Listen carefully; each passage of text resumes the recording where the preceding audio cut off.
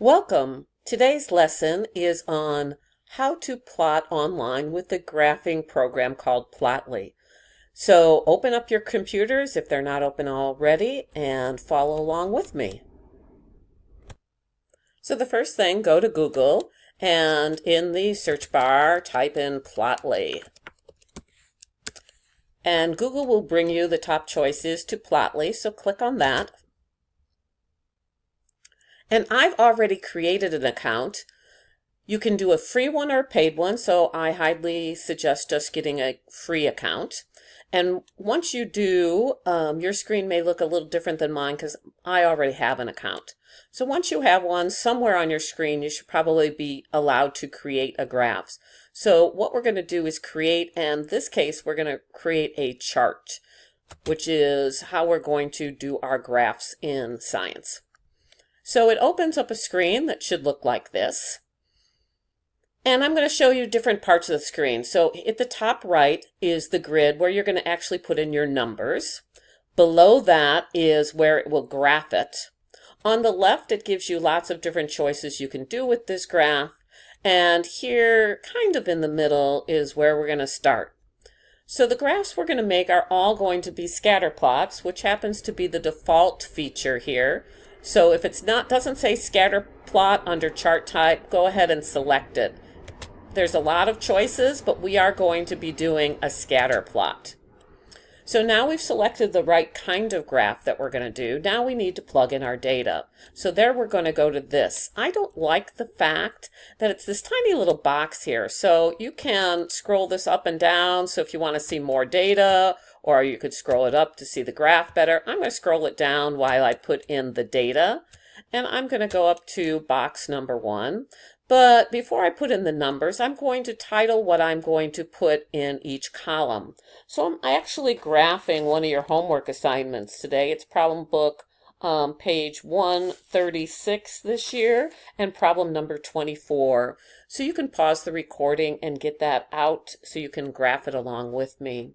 So where it says A, I'm going to put in the data for the pressure. So instead of calling it A, I want to call it pressure. And so I'm going to push on this little arrow next to the A, and it gives you a lot of choices. I'm going to choose rename header. So here's where I'm going to rename the header, and I'm going to put in my pressure data. So I'm going to write the word pressure, and the units for pressure here are atmospheres, and I'm going to put those in here. So I'm going to do the abbreviation for atmospheres, which is ATM, and put that in parentheses. So that's what I want to name this column. And if you want to see that name, you can move it over a little bit. So my first column are going to be my pressure units. And I'm not pressure units, pressure values. And the second column I'm going to put in is volume. So I'm going to change B to volume. And I'm going to put the units in here. The units are in liters. And if you want to move that over, you can see this. To save time, I've already put in the numbers once. So you would fill in all these numbers. I'm just going to copy and paste them from what I did previously today. So just to make this video go a little bit faster. So there I have all my values. And now if I look down below, it has already started. Oh, no, sorry, it hasn't started yet. Why hasn't it started? I forgot. Over here, you have to tell it, the graph, which one is the x-axis and which one is the y-axis. So I'm going to move this down again. And you have to decide from reading the information which one was the x-axis and which is the y. So the x is the independent variable, the one that you were in charge of. And if you read the paragraph on the problem, it said they purposely put different weights on to get these pressure. So the pressure happens to be the independent variable, and that's the one we want on the x-axis. So now I'm going to push this arrow, and notice my choices are, I put in data for pressure and data for volume. So the pressure I want on the x-axis, and the volume I want on the y-axis. All right, so now that I've done that, I can scroll this back up so I can see my graph a little better. And it's already started to get me a pretty nice graph. I have units for pressure down here, and I have volume over here. I'm trying to scroll down, but there we go. So I have volume here and pressure here, and I've got units, atmospheres, and liters. I can fix this graph a little bit by giving it a title, which is Y versus X. So volume versus pressure.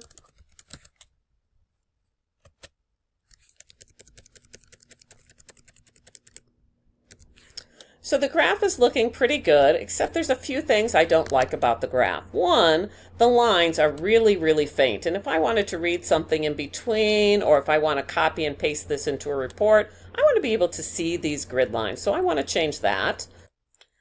The other thing I want to do is add a line of best fit. So let's do that first. So that is on the left-hand side, gives me some choices to do. And I'm going to run an analysis, which will give me a line of best fit. So I'm going to press analysis, and here it says add analysis. So it scrolls down all these different choices. So you want to look for where it says curve fitting. Curve fitting can be a curve. It will also give you a straight line if it's a linear graph. So I'm going to press curve fitting. All right. So select a trace to continue with this analysis. So I only have one graph I've started. So this is my one choice because it's the one graph I've already put on Plotly. And so now I have choices here too of how I am going to put a best fit line. Usually we do linear or we do inverse. Those are often things that we do in chemistry class. This does not look like a line to me. This looks like a curve to me. And it looks like it's inverse. It's going down. So I'm not going to pick linear. I'm going to pick inverse. And notice it says that's a pro feature, which means I cannot save it. I can still do it, I just can't save it. So you'll want to screenshot this or snip it when you're done and save it that way. So there are ways around getting it saved, but you will not be able to save it in Plotly itself, unless you decided to buy the Pro version, which I have not done. So I'm going to run this fit, and it's going to give me this nice curve, this best fit line. I also want to check this box right here, add results as an annotation. So click that box, and it will give you the equation. So here's the equation and the R squared value. The closer you are to 1, the better data you have. Well, our R squared data is actually 1 exactly, or 1.000, 1 with 3 zeros behind it. And that's not likely with real data, so someone probably made these data up, so it's not real data, it's someone's calculated data. But here we have our graph. So the next thing we want to do is clean up the other things I said. These lines are too thin or hard to read. And now we also have a legend, which we want to get rid of, because legends are really only useful if you have more than one line on a graph. And I just have one line, which is the volume versus the pressure. So this annotation really doesn't give me a lot of information, and it's kind of confusing. So I like to get rid of that. So now we're going to go to the left-hand side and work with the style. So let's get rid of that legend. So I go to legend, and at the top, I'm just going to hide it. So there we have that. And then I'm going to look at the axes and scroll down, and I want to look at the lines. I want my lines to be darker. So I'm going to select here. I could change just the X lines or just the Y lines, just the vertical ones. I want to do them all. All right, I want to change them all. And it allows me to pick the color if you want to choose different colors. It allows me to do the thickness of the lines. I kind of like black, so let's go back to a black color. And you can choose a thickness of your lines that looks good. Now, what I just was changing was the outside lines. What I really want to change is these grid lines.